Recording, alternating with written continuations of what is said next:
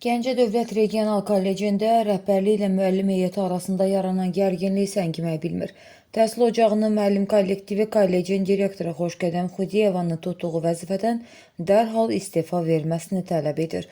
Etiraz edən müəllimlər rəhbərliyin onlara qarşı mənfi münasibətlərindən və əmək haqlarının qəsb edilməsindən cana doyduqlarını bildiriblər. Kollektivin yaydığı şikayətdə bildirilir ki, bizə müəllimi alçaldan, əzən və onların halal əməyini qəsb edən direktor gərək deyil. İllərlə təhsilə xidmət edən insanların hüquqları burada hər addımda tapdalanır. Müəllimlərin ən çox narazı olduğu məqamlardan biri də direktora qarşı yönələn şikayətlərin qarşısını almaq üçün tətbiq edilən inzibati üsullardır. Sakinlər və kollektiv iddia edir ki, Xoşqədəm Xudiyeva öz rəsmi əməllərini gizlətmə və yuxarı instansiyalara xoş görünmək üçün tabeliyində olan şəxslərə məcburi şəkildə özünə tərif məktubları yazdırır. Müəllimlər bu cür süni addımların qəbul olunmaz olduğunu və reallığı dəyişdirmədiyini vurğulayırlar.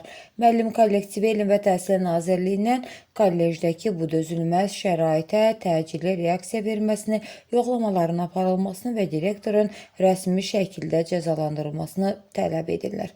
Səsləndirilən iddialarla bağlı qarşı tərəfin də mövqeyini işıqlandırmağa hazırıq.